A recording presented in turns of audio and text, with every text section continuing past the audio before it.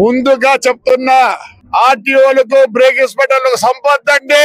ఒకవేళ ఇన్సూరెన్స్ ఉందో ట్యాక్స్ ఉందో తెలియదు, ముందర ఒక్కడే కూర్చుంటేటట్టుగా ఏం ప్లాన్ చేస్తారో చేయండి.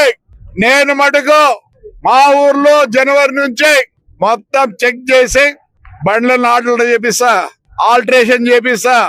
ఎవరన్నా ముందర కూర్చోబెట్టుకుంటే వాని బైక్ వాని ఇది తీసుకుపోయి పోలీస్ స్టేషన్ లో సరెండర్ చేస్తారు. అంతేగాని కొన్ని స్ట్రింజెంట్ రూల్స్ రావాలా.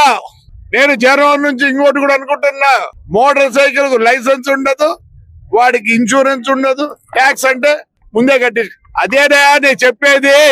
ఇన్సూరెన్స్ క్లెయిమ్ కోసము at the time of registration చేసిన ఇన్సూరెన్స్ కూడా కట్టియండి. కనీసం ఒక 5 ఏళ్ళు చూడలేకున్నాం. నాకు రాత్రి కూడా ఫోన్ వచ్చిందంటే నాకు అనుమానం ఏదో ఒకటి. నేను ఎప్పుడు ఫోన్ ఆఫ్ చేయను. దయచేసి నేను చెప్తే ఏదో ఇంకోటి మాట్లాడతారు. లేదా స్టీరింగ్ ఆటోలు లేండి, అవి అట్ట తిరుగుతాయి.